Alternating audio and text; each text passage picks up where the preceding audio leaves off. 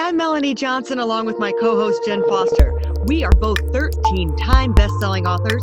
We've published over 2,500 books and made all of our authors #1 bestsellers. We own Elite Online Publishing. If you want to become a best-selling author, look us up at eliteonlinepublishing.com. Now, welcome to the podcast that shares secrets from top industry experts that show you how to get lasting success and results. This is the Elite Expert Insider Podcast. Hey, it's Melanie Johnson. How everyone's doing today? Hope you're doing great. And Jen Foster, my business partner, is here with me. Hi, Jen. Hey, everyone. How's it going? So we want to remind you before we get started, we have an incredible show for you today to make sure you subscribe to the show, right? And share it with everyone you know, because we're always here to inspire you, motivate you, educate you, help your business, and help you personally. So we cover everything here that's going to make you better and make your life better. So today I have a really great guy that I recently met. His name is Michael Neeley. And don't confuse it because I've messed up his name. Hard to mess up Neely, right? But I got to tell you, we hit it off right away. We connected on LinkedIn. And oh my gosh, this guy is supercharged. He does a lot of things. But today we're going to talk about podcasting. So if you've ever thought about having a podcast, looking at having a podcast, this is where you want to be today for today's show. He's going to give you the inside scoop, why you should have a podcast, how to do a podcast, and the secrets to make it easier and more streamlined and how to do it. So Michael, thanks so much for coming today.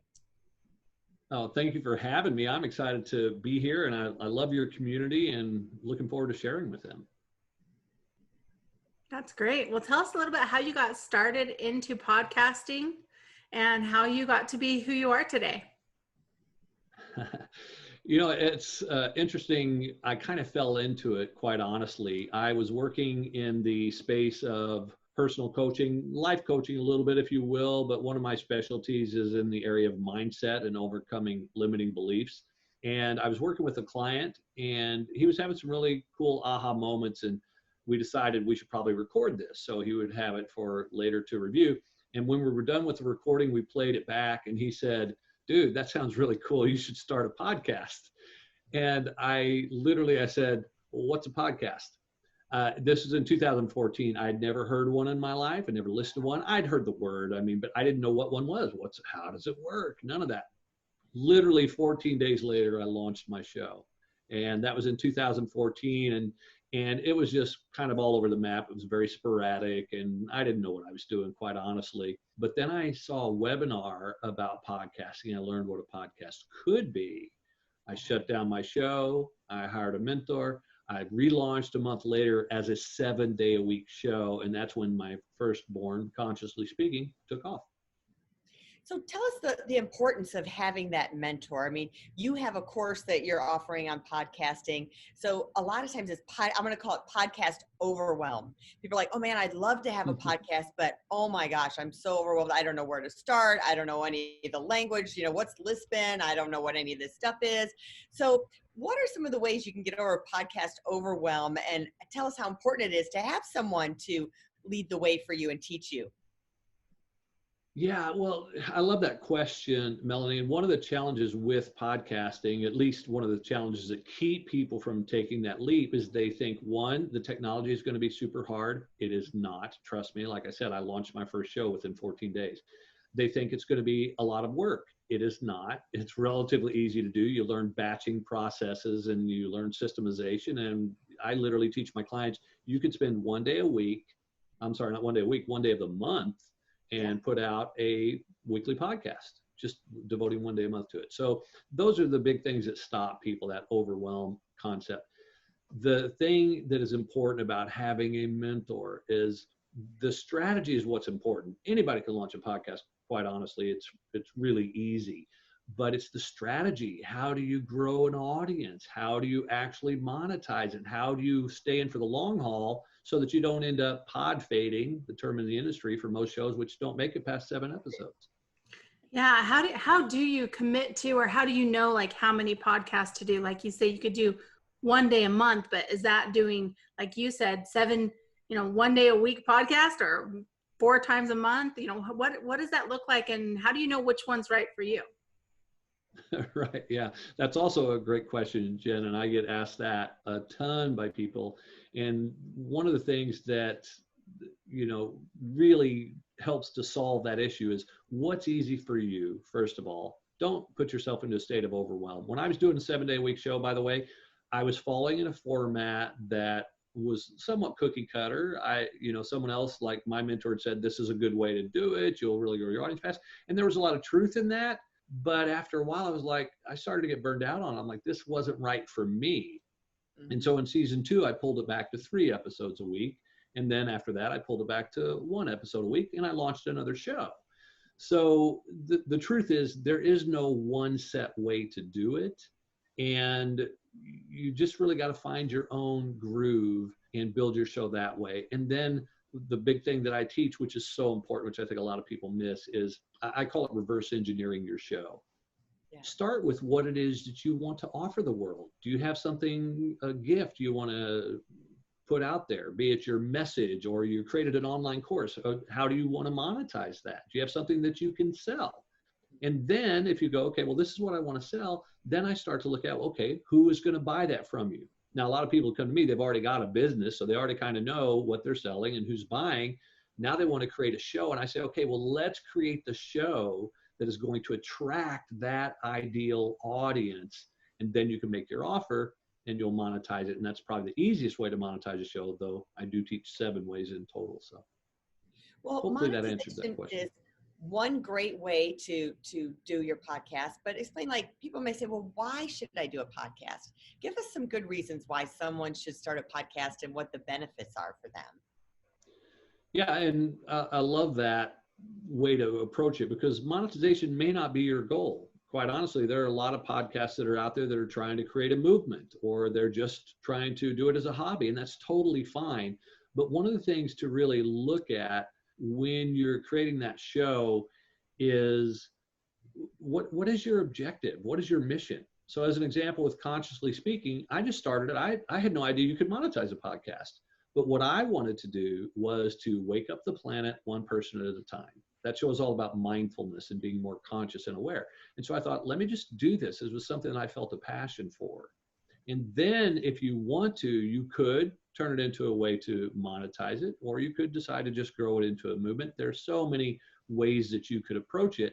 But the reason it's important to have something there is because if you don't, you run the risk of getting to burnout, because it is some work to it. There's some effort involved, and there's a little bit of an expenditure to it. You've got to pay for your hosting platform, and you may have to pay for some other editing software potentially. So, you want to make sure that there is that reward, that you're getting some form of a return on investment for your time and effort. And that could vary from person to person too, for sure.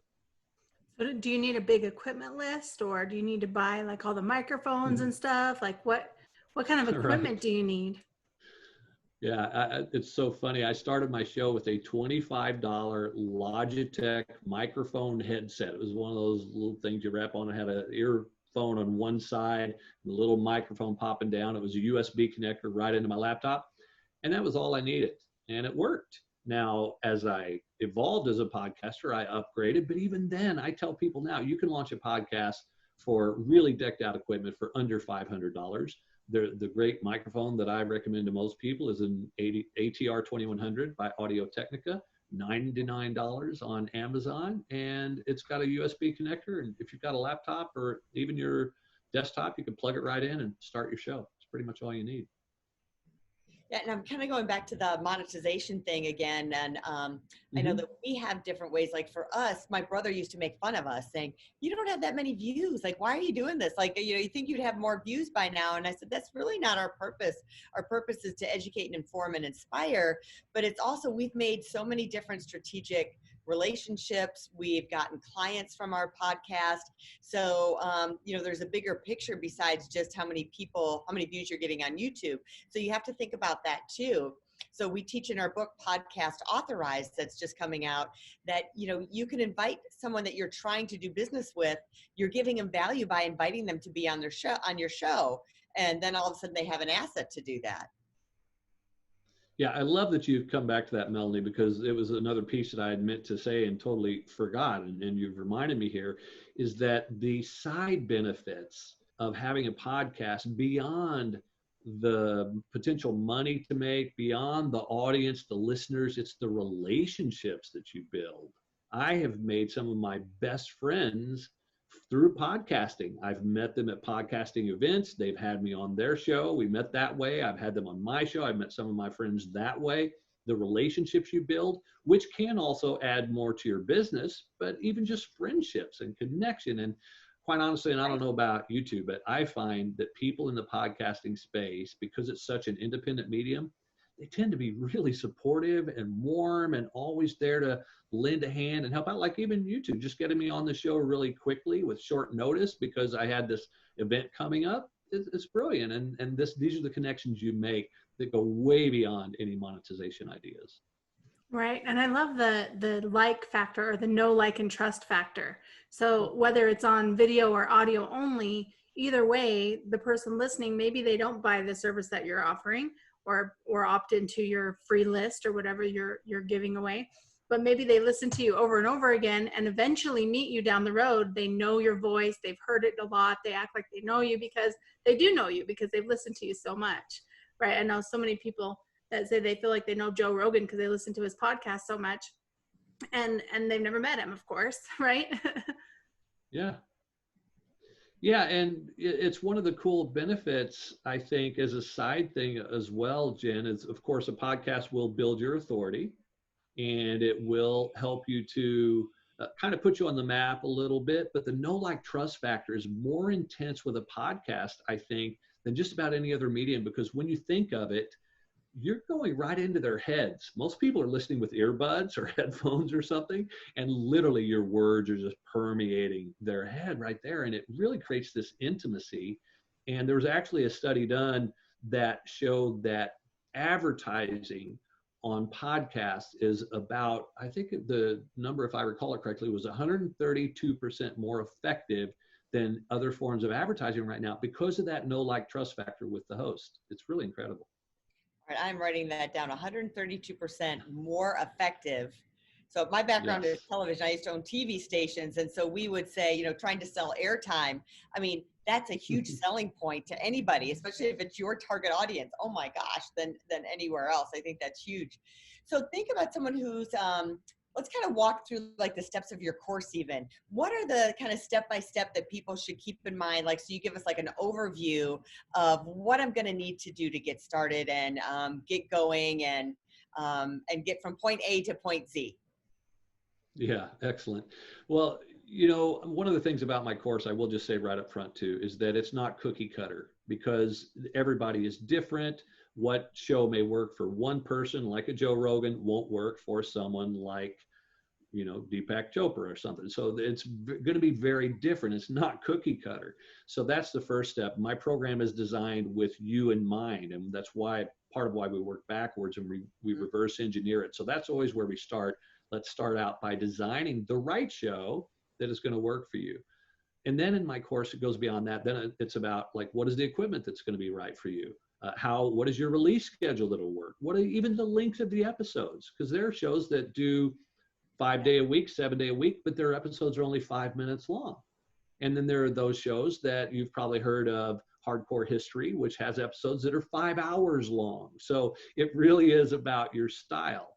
And so we kind of walk you through every step of that decision-making process as you design your show.